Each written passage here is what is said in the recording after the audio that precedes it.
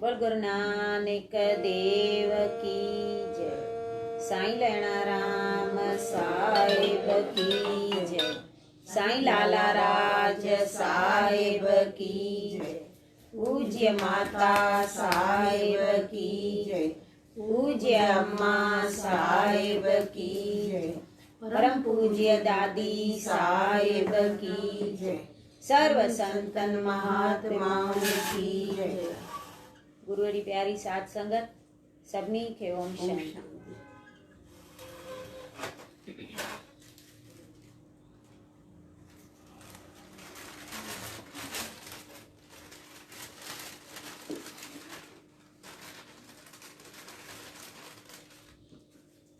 बाबा श्रीचंद साहिब छहीं पातशाही सूदो जगत में रहिया हुआ ऐं हू साहिब उमिरि जा बिल्कुलु वॾा हूंदा हुआ। आख़िर जॾहिं छहीं पातशाही श्री गुरु हरगोबिंद साहिब जिन खे मिली तॾहिं संदन फर्जंद बाबे गुरदत्ता चंद साहिब अची बाबा श्रीचंद साहिब जे अॻियां मथो टेकियो ऐं निमिरता सां वेनती करे घणो भाव ॾेखारियईं। तंहिं ते बाबा साहिब पंहिंजे मथे तां दलक लाए हिन जे मथे ते रखियो। दलक माना खेसि पंहिंजो जाइ नशीन थापे वॾे प्रताप वारो करे पोइ पाण गुरलोक पधारिया। बाबा गुरदित्ता साहिब जिन जी वार्ता हर कंहिं नर नारीअ जी ॿुधल हूंदी त हू साहिब भलनि खां बि भला पुरुष हूंदा हुआ। संदन मुख्य चेला बालू, हसणा, फूलू, गोदा ऐं अलमस्त इहे चारई मुख्य ऐं मशहूरु हुआ। उन्हनि चइनी वॾो तप कयो हो ऐं वॾा उदासी हूंदा हुआ।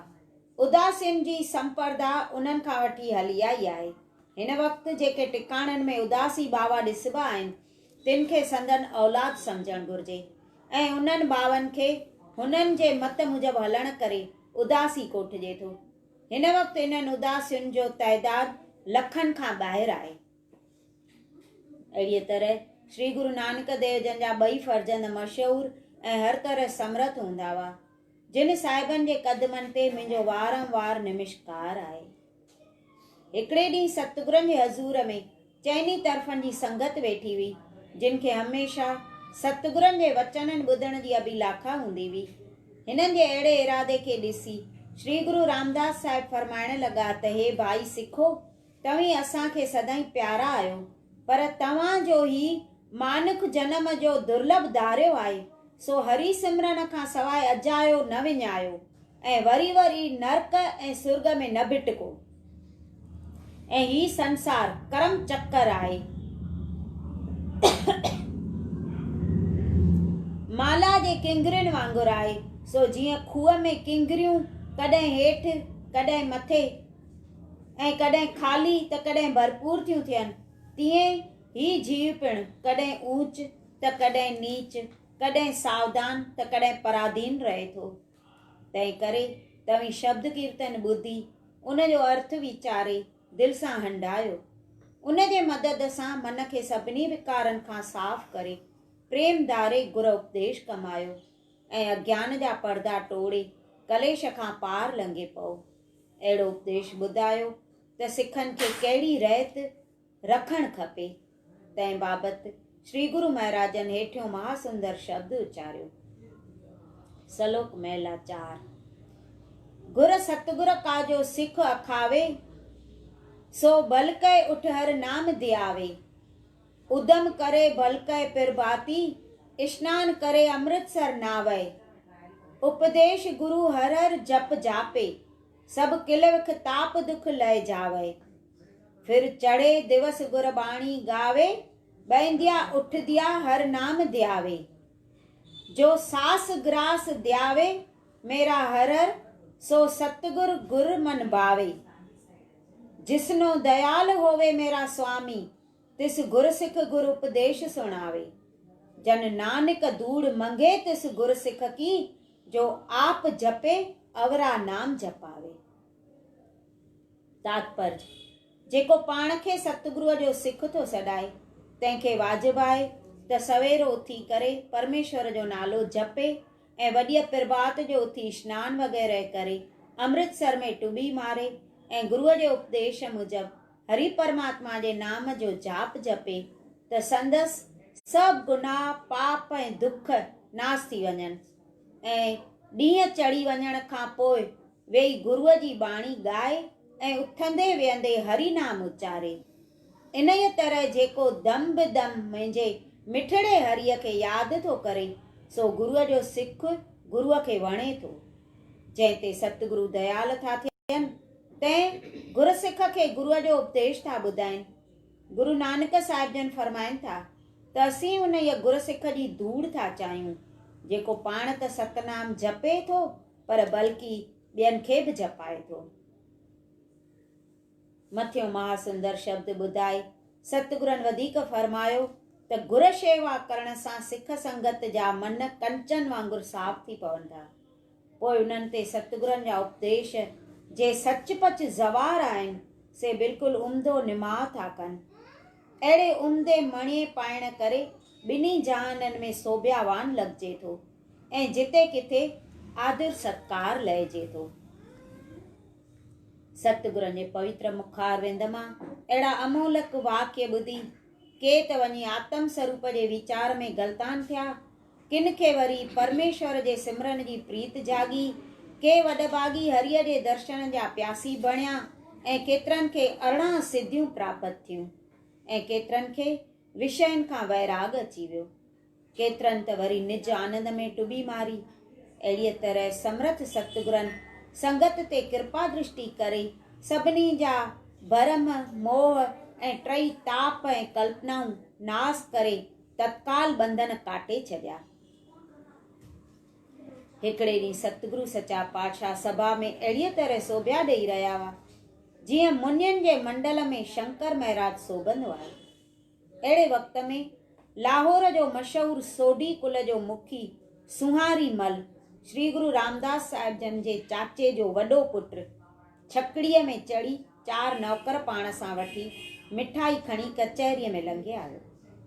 अञा हू हथ जोड़े वेनती करण में हो त सतगुरनि हिन खे सुञाणी वरितो ऐं इन खां पंहिंजे वॾे भाउ जे जाइ ऐं कुल जो मुखी ऐं वॾे चाचे जो पुटु ऐं वरी पाण वटि आयल ॾिसी संदसि सत्कार करणु वाजिबु ॼाणी हिन जा हथ पासे करे पाण संदसि पेरनि ते किरी पिया ऐं खेसि वंदना करे गॾिया।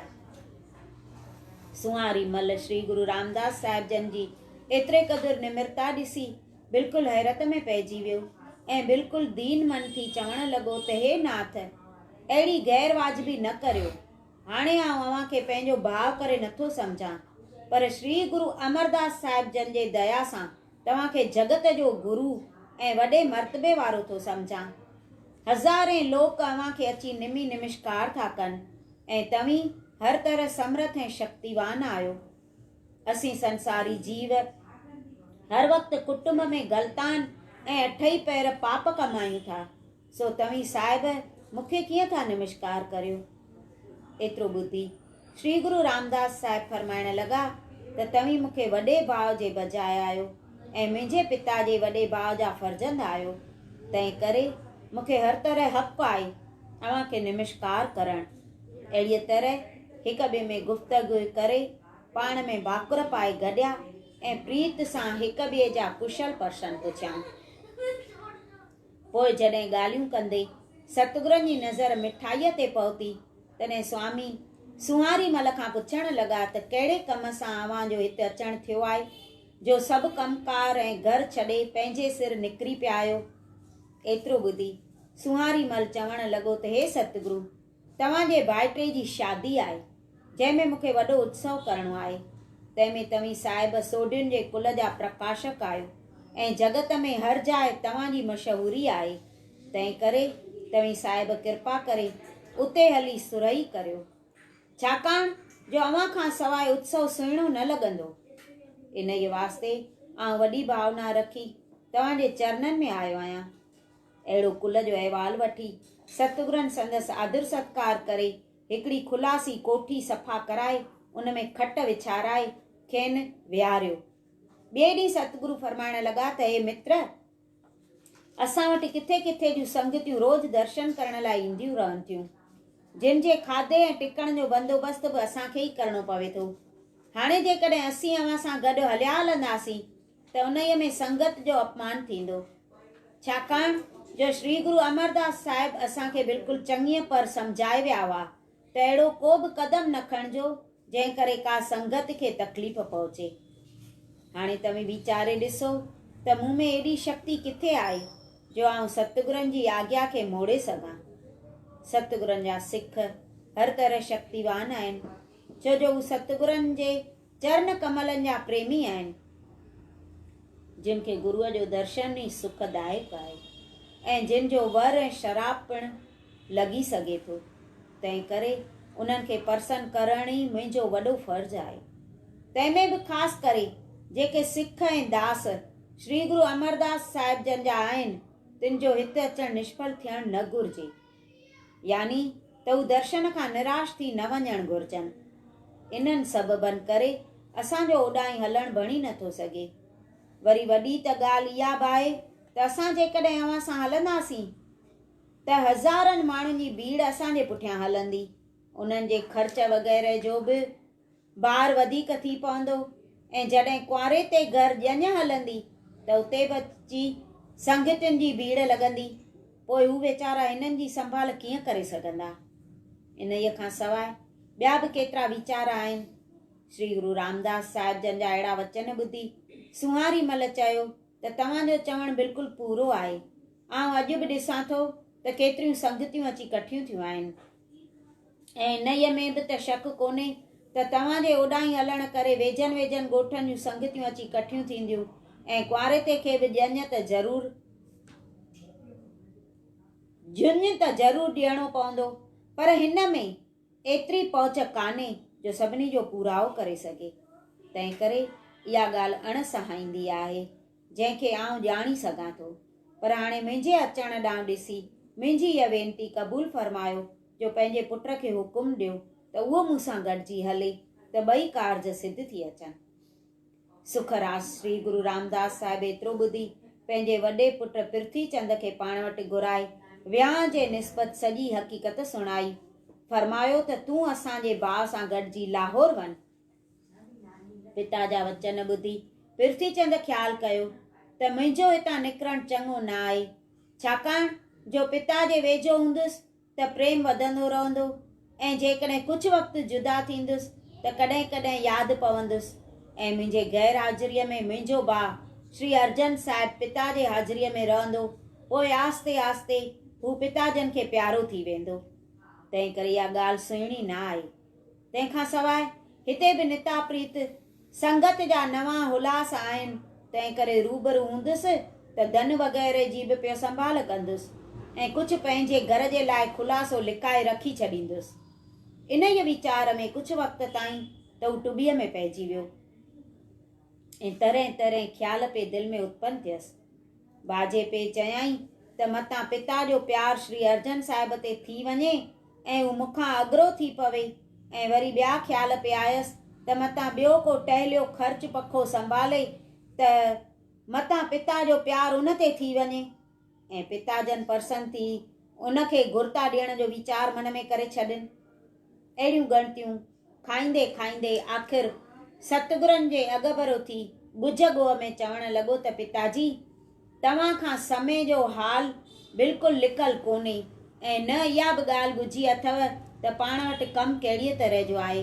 हिते ॾियाड़ी हज़ारनि जी ॾेती लेती थिए थी, हिकिड़ा पिया अचनि त ॿिया पिया वञनि। आउं हर वक़्तु देग जो कमु संभालींदो रहां थो, हसद जो सीधो सामान पिणु वठी आणे ॾियां थो, हिकिड़ी खिन जी बि मूंखे फ़ुर्सत कान्हे। पोइ मुंहिंजो वञणु ओॾांहुं कीअं थी सघंदो। स्वामिन फरमायो त तूं हिते जी चिंता न कर, हिते जो कमु ॿिया संभालींदा, पर हुते वञणु तुंहिंजो ज़रूरी आहे। इहो ॿुधी पृथ्वीचंद चवणु लॻो त पिताजी तव्हीं ॾाढा बेपरवाह आहियो, नफ़े नुक़सान जी त सुध ई कान थी पवेव, मूंखां ओॾांहुं वञणु न पुॼंदो। इहो पहिरियों दफ़ो हो जो पृथ्वीचंद पोयां पेर कया ऐं पिता जो वचन हटाए छॾियो। पृथ्वीचंद जे चित जी सभु खोटाई परूड़े अंतर्यामी सतगुरु सब्र में रहिया। पोइ पंहिंजनि नंढनि पुटनि खे पाण वटि घुराए संदन परीक्षा वठणु लॻा त ॾिसजे त केरु असांजी आज्ञा अनुसार हलत थो करे। परे खां ईंदे ई ॿिन्ही पुटनि अची साहिबनि जे क़दमनि ते मथो टेकियो ऐं सुवारी मल खे पिणु मथो टेकियऊं। सतगुरनि पहिरीं महादेव खे हुकुम ॾिनो त लाहौर में वञी भाउ जो वियांउ ॾिसी अच ऐं सुवारी मल सां गॾिजी उते ॿियनि मिटनि माइटनि सां बि गॾिजी अच। महादेव जो सुभाउ त हमेशह मस्तु हूंदो, तंहिं करे हिन जवाबु ॾिनो त कहिड़ो भाउ ऐं कंहिंजो भाउ ऐं किथे आहे? मुंहिंजो त कंहिंसां को बि वास्तो कोन्हे ऐं न आईंदे लाइ कंहिंसां वाक़ुफ़ु थियण थो घुरां ऐं न मूंखां का तकलीफ़ पुॼंदी, तंहिं करे आउं हरगिज़ ओॾांहुं कोन वेंदुसि। एतिरो चई महादेव माठ में रहियो। श्री गुरु महाराजन पंहिंजनि ॿिन्ही पुटनि जो इहो हाल ॾिसी बिल्कुलु शांत में रहिया, पर पंहिंजे ॾाखड़े जो वॾो ख़्यालु रखियऊं।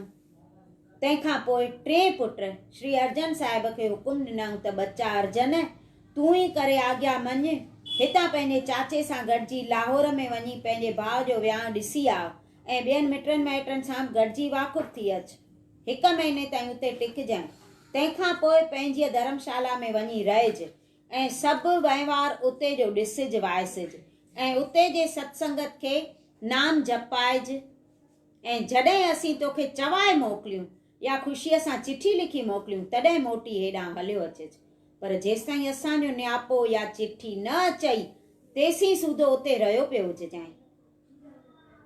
श्री अर्जन साहिब जन जो सुभाउ बिल्कुलु सुशील ऐं निर्मल हूंदो हो, जो पीउ जे साम्हूं अखियूं खणी बि न निहारींदो हो, जंहिंखे कॾहिं सुवाल जो जवाब बि न ॾियणु ईंदो हो त पिता जी आज्ञा ॿुधी हथ जोड़े वेनती कई त स्वामी, हीउ कमु त बिल्कुलु सुगम आहे, जंहिंमें आनंद ई मिलणो आहे, पर जेकॾहिं अहिड़ो को कमु हुजे जंहिंमें सचपच सिर जी सट हुजे त आउं उहो हुकुम बि अखियुनि ते धारण करण लाइ तयारु आहियां ऐं ओॾां वञण में देरि बिल्कुलु कोन कंदुसि। एतिरो चई सुपातर श्री अर्जन साहिब पंहिंजे चाचे सां गॾिजी वञण लाइ तयारु थियो ऐं घर वञी माता बानीअ खे सॼी हक़ीक़त ॿुधायईं, जंहिंखे संझ में विहारे पेशानी चुमी सम्झायो त बच्चा, तूं हमेशह पिता जे आज्ञा अनुसार हलंदो रहिज, छाकाणि जो इन में तुंहिंजो भलो थींदो, न त घुरता घर मां हली वेंदी ऐं ॿियो को टहिलियो शेवा करे फल पाईंदो।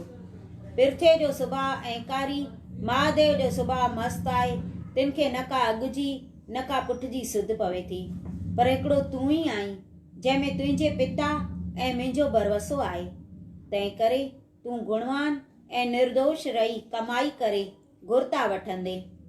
एतिरो चई पुट खे छातीअ सां लाहे हिरदे में सिकूं रखी खेसि वञण जी आज्ञा ॾिनी। श्री अर्जन साहिब माता जी पवित्र सिख्या सिर ते रखी निमिरता सां मथो टेके ॿाहिरि निकितो ऐं गुल वांगुरु टिड़ंदो पिता वटि अची खेनि नमस्कार करे चाचे सां छकड़ीअ में चढ़ी लाहौर ॾे रवानो थियो। आस्ते आस्ते पंधु लताड़े सुख सां अची शहर में पहुता। सुहारी मल वञी पंहिंजे वियांह जे कम में मशगूल रहियो ऐं श्री अर्जन साहिब कुल जे आदमियुनि सां यथायोग मिली सभिनी सां ख़ुशि थी गॾियो। आख़िर सॼो ई वियांह उन्हनि माइटनि में गुज़ारे पिताजनि जे हुकुम मूजिबि 1 महीने सूधो उन्हनि वटि रही पोइ अची पंहिंजे धर्मशाला में रहियो। श्री अर्जन साहिब जन जे धर्मशाला में रहण करे सिख संगत ॾाढो ख़ुशि थी ऐं रोज़ भॼन भाव ऐं सतनाम जी धुनी लॻी पई हूंदी हुई।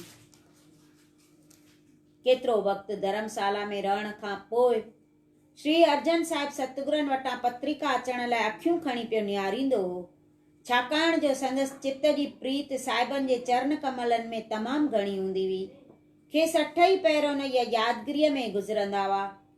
ॿियो की बि मिठो की न लॻंदो हुन। जीअं साहिबनि जी चिठीअ में देरि पई तीअं प्रेम वधणु लॻुसि। आख़िर इन ई सिक में खाधो पीतो सुम्हण बि घटिजी वियुसि। हेॾां श्री गुरु रामदास साहिब संदसि परीक्षा वठण लाइ खेसि कॾहिं 2 अखर यादगिरीअ तौर बि न लिखिया। गुरुजन जो वॾो पुटु पिरथियो हर वक़्तु स्वामिन वटि वेठो रहंदो ऐं खेसि इहो ई इंतज़ारु लॻो पियो हूंदो त बाबे खां पोइ गादी मूंखे मिलंदी ऐं आउं हर तरह मन भावंदा भोग भोगींदुसि। हू अभिमानी का ॻाल्हि साहिबनि जी मञींदो न त घणो करे छुड़क जवाबु ॾेई छॾींदो हो। हू पाण खे वॾो कारोबारी सम्झी अभिमान में रहंदो हो ऐं मसंद जेके सतगुरनि जे तरफ़ां ॿियनि मुल्कनि में रही सिख संगत संभालींदा हुआ से सभु हिन जे आज्ञा मूजिबि हलंदा हुआ ऐं उन्हनि सभिनी जी मुक़ररी ऐं मौक़ूफ़ीअ जो हक़ पिणु पिरथे खे हूंदो हो, जंहिं करे हू बाक़ी बि पाण खे वॾो सम्झंदो हो। मसंद जेको धन सिख संगत मां कठो करे ईंदा हुआ सो पिणु पिरथियो वठी पाण वटि रखंदो हो।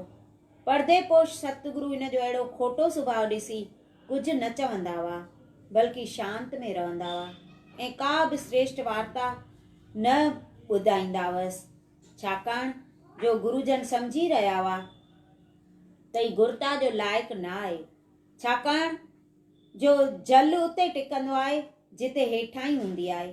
पर हिन जो ख़्यालु मथे हो, तंहिं करे सतगुरु हिन खां उदास रहंदा हुआ। जेतोणीकि हू 8 ई पहर साहिबनि जे हज़ूर में गुज़ारींदो ऐं संदन फर्जंदो, त बि संदन महिमा खां निराश रहियो।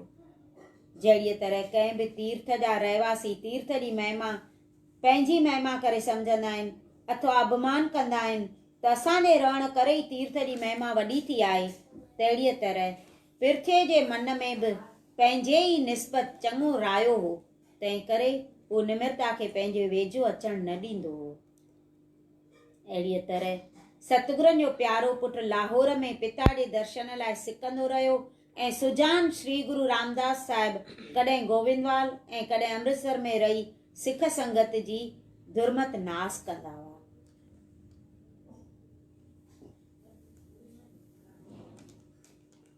श्री गुरु रामदास साहिब जन जे हज़ूर में हिकिड़े दफ़े तीर्थ नाले सिख सबरवाल जो रहाकू पंहिंजे कल्याण जी आश रखी लंघे आयो ऐं निमिरता सां नमस्कार करे वेठो। दीन दयाल सतगुरुनि हिन खां पुछियो त भाई सिखा कीअं अचणु थियो आहे?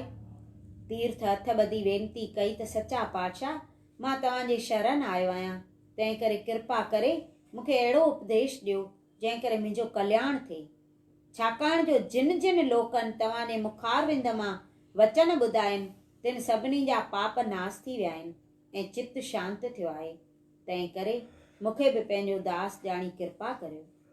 तीर्थ जी अहिड़ी निमाणी वेनती ॿुधी सतगुरु फरमाइण लॻा त भाई सिखा सच जहिड़ो ॿियो को बि वॾो पुण्य कोन्हे। सच परमेश्वर जो रूप आहे ऐं सच ॿोलण करे सच में समाइजी वञिजे थो ऐं सचे खे ॿिन्ही जहाननि में सुख मिले थो ऐं सच सां जेको रतन आहे तंहिंखे देवताऊं बि आदर ॾियनि था। सचनि पुरुषनि सां हर वक़्तु ऐं हर हंधि सतगुरु संगी आहे। वॾनि पुञनि करण करे सच सां संगत बणे थी, तंहिं करे सियाणे माण्हूअ खे हमेशह वीचारे सच ॿोलणु घुरिजे। इन जे निस्बत हिकिड़ो सूख्यम भेद असीं तोखे ॿुधायूं था। रखूं ने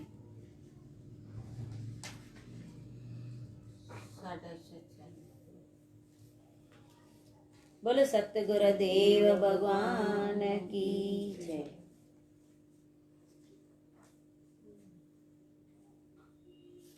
हलंदी झगड़ा गुरु अर्जन देव जा पिरथे चिठियुनि जूं ॻाल्हियूं न कनि त चिठियूं लिखनि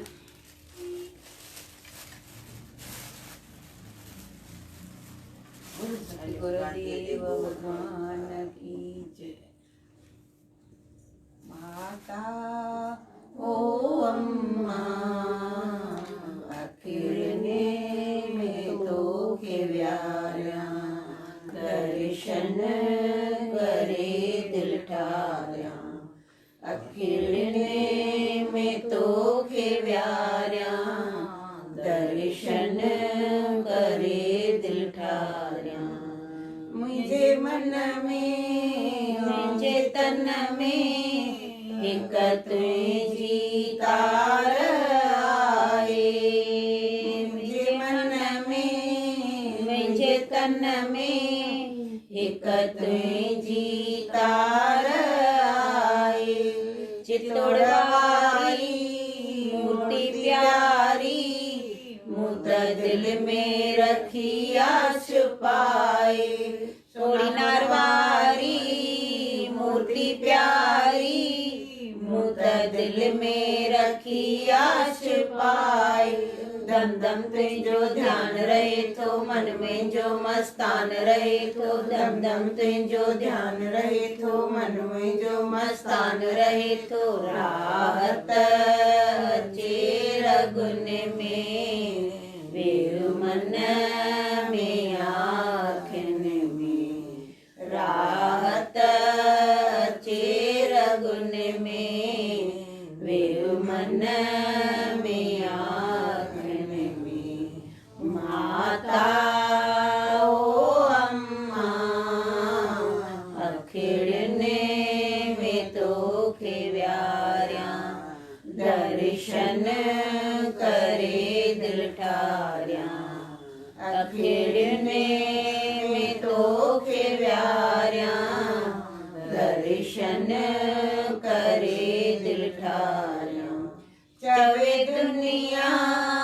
भल दीवानो मुखे दुनिया जो ख्याल नाए चवे दुनिया भल दीवानो मुखे दुनिया जो ख्याल नाए खपे तुझी मुखे रहमत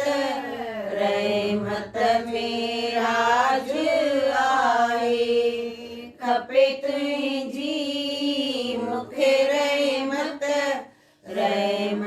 में राज आए जिम साई साई पोइ जो चिंता कयां अजाई तुम जिम साई साई पोइ जो चिंता कयां अजाई टिड़ंदा गुलशन में वेरु मन में आँखिन में गुल टिड़ंदा गुलशन में वेरु मन में आँखिन में माता ओ अम्मा अखिड़ने में तोखे व्यारा दर्शन करे दिल ठारियां अखिड़ने में तोखे व्यारियां दर्शन करे दिल ठारियां हिक आश अंदर में माता कंदीअ तूं ई पूरी हिक आश अंदर में माता कंदीअ तूं ई पूरी दिल रोए जंहिं दुख में सास आए तोखे समूरी दिल रोए जंहिं दुख में सास आए तोखे समूरी अॼु जो ज़ालिम आए जमानो मता हाणे को मूंखे तानो अॼु जो ज़ालिम आए जमानो मता हाणे को मूंखे तानो माधव भरियल बन में वेरु मन में आँखिन में दासी भरियल बन में वेरु मन में आँखिन में माता ओ अम्मा अखिड़ने में तोखे व्यारियां दर्शन करे दिल ठारियां अखिड़ने में तोखे व्यारियां दर्शन करे दिल ठारियां